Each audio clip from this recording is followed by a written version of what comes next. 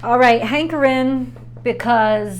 down, Taurus, because this is the reading that I've been wanting to do basically the whole week. I really feel it is going to be the most important reading, maybe of the year. I'm not trying to sell anything. I'm just saying what I want you to do from a personal perspective is I want you to take a second to think about what you had been doing, what you were engaged with, or who, what you were manifesting, maybe even spell casting, whatever to whatever degree. What were you engaged with back in, what was it, April or May of this year, when there was a new moon in Taurus? I want you to take a second and I want you to go back there. And I want you to really think about where you were placing your energy at that time. Even if you need to pause this video and go check your calendar and date book, I really want you to do it. And then I'm going to send you back even farther after this video. I'm going to send you back even farther and ask, where were you last year at this time? See, we have a full moon in Taurus every single year. And every single year it's in Scorpio, because that's just how it works. That's how the zodiac wheel, that's how the planets move. So that's not a big deal. But it's a big fucking deal that this is a full moon eclipse that is in direct conjunction with Uranus, that is in direct opposition to a Mercury-Venus-Sun conjunction. I mean, when the does that happen? Not a lot. What that means is we're tired of the old stuff, or we're tired of the old stuff being buried. And the universe wants to surprise us, because that's how Uranus works. Uranus does not like predictability, even though it's part of the zodiac. It doesn't like to be predicted. So I can tell you there's going to be a change, and I can definitely tell you it's got to do with your finances, what you value, and how you feel about yourself, and even ideas that you have. And how we've thought we're so clever based on South Node stuff, based on what we entered the world with, based on where we got comfortable, what was easy for us. But instead of throwing it away, it's almost like we're rediscovering it, because we shouldn't have thrown it away, because we threw it away too quickly. We threw the baby out with the bathwater. Remember, Uranus, while all this is happening, is also squared to Saturn. And Saturn is quality control. What got disposed of that shouldn't? What did we forget that we need to remember? And there was an inkling of this, a start, a beginning, 6 months ago on this new moon. So that's what I really want you to think back to. I'm even going to pull my calendars out and say, okay, in terms of life cycles, what did I end last year at this time? What stopped? What finished? What completed?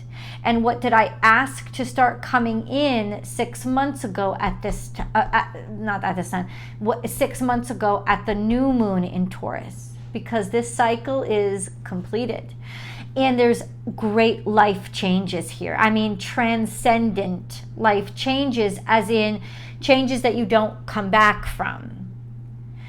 But you were never supposed to go back, because you were always supposed to be this. It's like you lived so long as a caterpillar, you forgot you were really a butterfly. And that all that caterpillar shit's got to be scraped away. Your wings are here. You can't live that way anymore, but you were never supposed to live that way forever. But you did need to live that way for a while, because it prepared you. But you do have everything that you need, and that's what's being dug up in Scorpio. You have everything you need, and now you can repurpose it or think of it differently. You don't have to take any more action. Mars is in retrograde. Jupiter is out of Aries. So all our energy centers of pushing us forward, we don't have them anymore. The fuel's gone. Now it's a time for openness and receptivity. What is coming to you? And before the cards, leave your comments below and tell me, what did you start to manifest on that new moon 6 months ago? Because this life cycle has come complete. And no, it doesn't just have to do with where you started 6 months ago. It's just that 6 months ago, you started getting the inkling and the understanding of what to ask for and what to know was coming. You started to know. In fact, maybe at this point, you started to build your cocoon. You started to prepare for the deconstruction of everything that you are, knowing that the reconstruction and debut of everything you were ever meant to be was here. And here it is. It's the deconstruction of everything, the mantle you had put on for a while. But this is really what matters. And I think that Scorpionic energy is so beautiful. It's so complementary to Taurus energy because it cuts right to the truth of the situation. It doesn't allow for bullshit.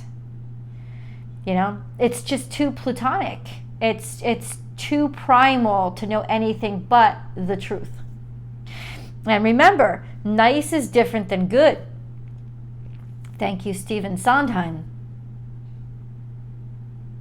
Let me know actually in the comments below if you know where that quote is from.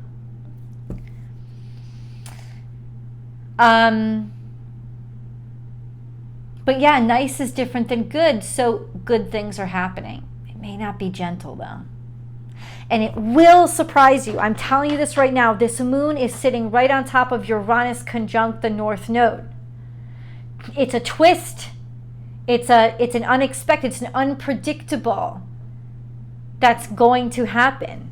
And it's good that way because you know what?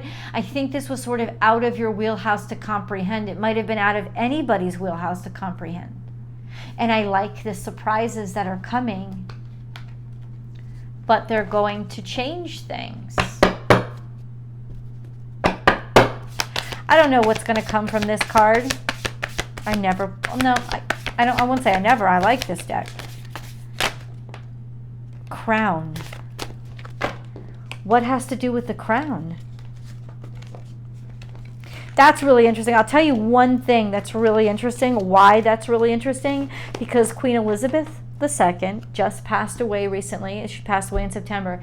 She was a Taurus.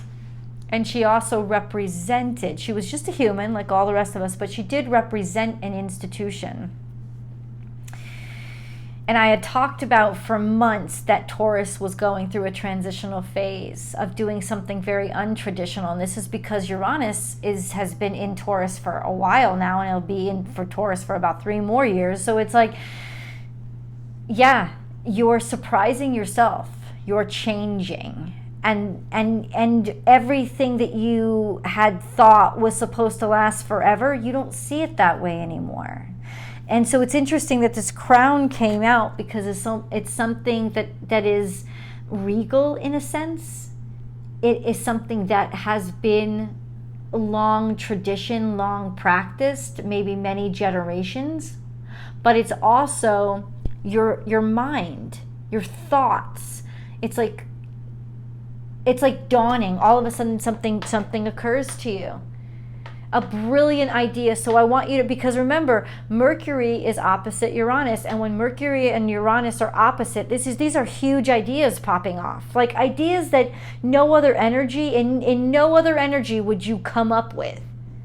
They're just outside your norm. But you better pay close attention because this is the crown chakra. These ideas are coming right from the ether. They're coming right from the eternal. And they're divinely guided. It's something you're going to realize it. It's going to dawn on you. The answers are going to be there. So let's get into the reading and let's get those answers. Taurus, this is your weekly tarot card reading from Born Without Boundaries Tarot. It is for Taurus, Sun, Moon, and Rising sign. Please apply all of these energy to where it resonates in your life, in your natal chart. And remember, there is an extended reading that's so important for you to participate in. I hope that you can.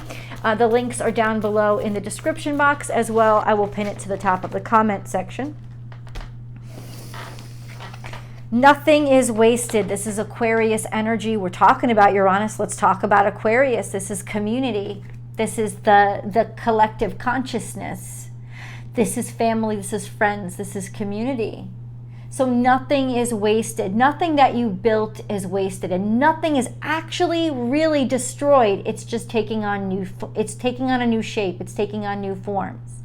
A form that is more palpable and perceptible to the eyes that are looking at it now, because they're not the same. Also, this is a card that signifies a treasure in a trash heap. So something absolutely extraordinarily beautiful coming out of something absolutely shitty, or finding that gem hidden or buried, but only you can see it, because in other words, it's your sight that's changed. It's the way that you see things that have changed, and that's why you can see something that is good that other people may easily throw away. Throwing the baby out with the bathwater. You're not going to do that. You're going to realize, oh, there's something valuable here. I'm not going to get rid of this too. This means you have a very discerning eye and that you are perceiving truth. We have act as if, chameleon spirit, something has been blending in. Maybe it's you. But I think honestly, it's once again talking about perception. You can't see it. It's been right there in front of your eyes. It's been there. Maybe you're never going to be able to see it, but you should be able to feel it. Something really magical that's happening during this full moon and during this crazy conjunction and opposition is that Uranus stands in direct opposition to this Mercury, Venus, Sun conjunction, but Neptune is trine to it.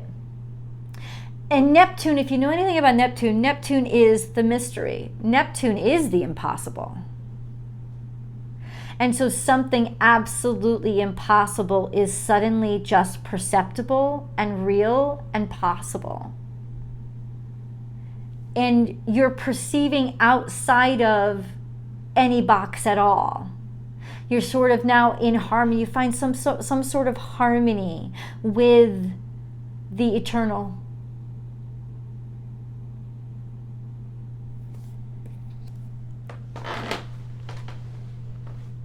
And that's just the beginning of the reading. Let's grab a moon card because I think we really need it. I'll tell you this right now. These two cards together, there is an opportunity that has been right in front of your eyes. You have felt it. You haven't seen it.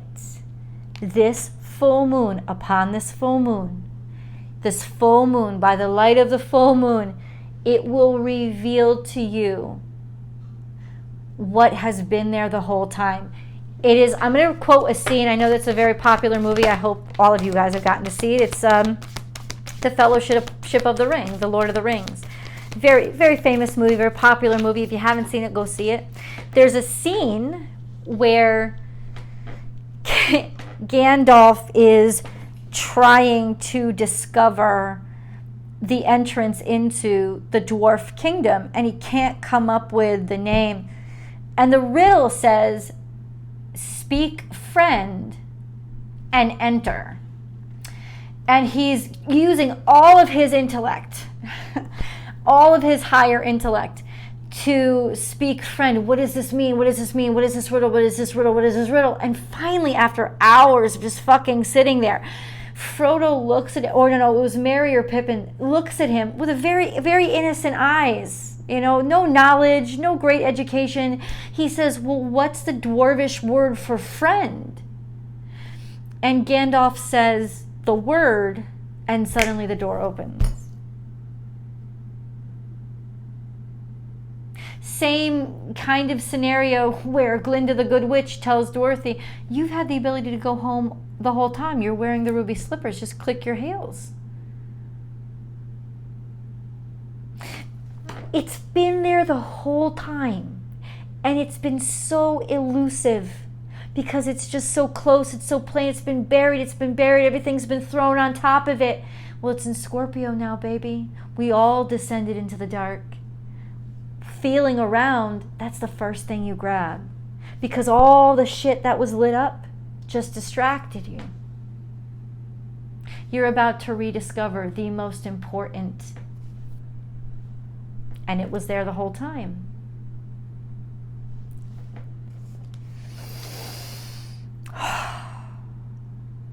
This full moon, balance spirituality and practicality, full moon in Pisces. And Pisces energy is having a great impact on this full moon. So it says we're restoring balance somehow. The yin and yang are finally swimming in synchronicity. This is balance. We talked about balance. But it's also a sense of truce, not compromise. Temperance, finding a way to make things work together. That it's not, why are we struggling? Why are we struggling so hard with this? It's a simple answer. It's just been in front of us the whole time. This is part of what's in our DNA. Why have we forgotten it? What have you forgotten that was just so natural to everything that you are? Because as soon as you remember it, all of the challenges, all of the worries, all of the stressors, all of the disconnect, all of the slightly off, it's gonna go. It's gonna go. It's legitimately like when Copernicus finally decided, oh, let me try to just, put the sun in the middle of the solar system instead of the Earth, because the Earth really isn't working mathematically. It doesn't make any sense. But we kept trying to make it work, and we kept trying to make excuses for it, and we kept getting further and further and further away from the truth. Somebody just tried the obvious, and synchronicity. Been there in front of us the whole time. It's not working, and you keep having to make excuses for it because it's not right. But we need the ego, the sun, to descend into Scorpio, to just remember that, to shut the fuck up for a second and let us think with our full selves instead of just our egotistical selves. And I think the darkness of this past new moon, real darkness, because we had a solar eclipse right before it, partial, really taught us something, really helped shake us into remembering who you were before all the bullshit. And it stands somewhere between complete and total sense and rationale, which is Uranus opposed Mercury, and complete dreams and irrationale, which is Neptune trine all of this. How does this directly impact Taurus's life? That is fucking crazy. What did I just say? This isn't compromise, it's temperance. It's finally discovering what the perfect formula for what makes everything work. I said it's temperance. That's the first card that falls out. You're solving a problem. You're coming up with a solution that was right in front of you the whole time. Taurus, what is this? And that is invest in doing what you love. Because what you love and what you work on that doesn't feel like work is all you need to do. I think you're trying too hard to find a practical application. And the practical application is just to do it. To not try to make it anything that it's not, but accept that it's everything that it needs to be.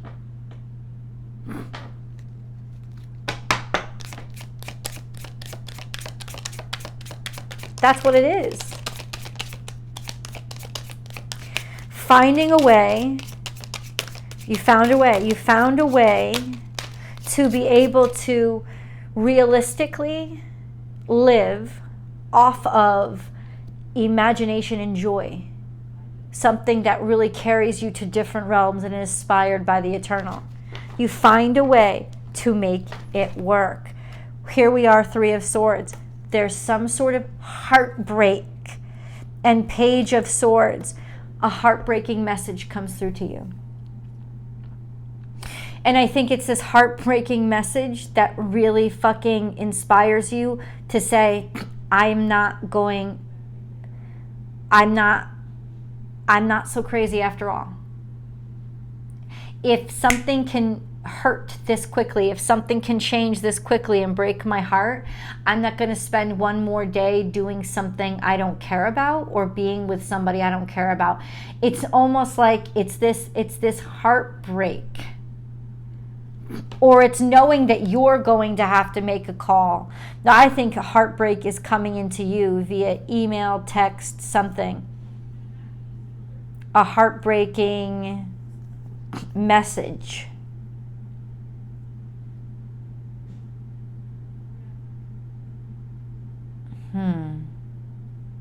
Which is...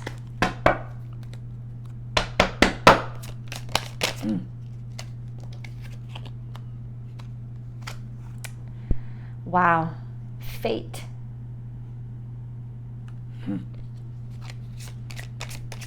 Wheel and Six of Pentacles. Okay. It's fate. Six of Pentacles means that there was an opportunity denied to you, that there was an opportunity denied to you. That's what the heartbreaking message is. An opportunity is denied to you. And the opportunity is denied to you because you were about to make a decision based on what your family wanted or what was right for your family instead of what you knew was right for where God was sending you.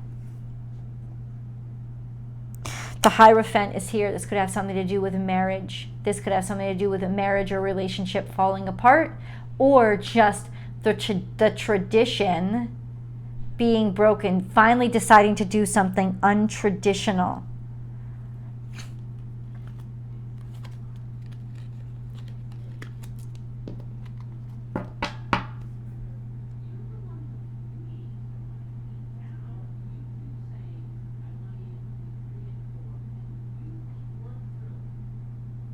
The way that you see happiness has really changed.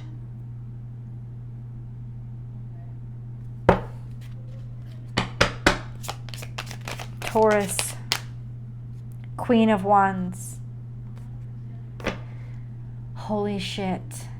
You are about to become a star.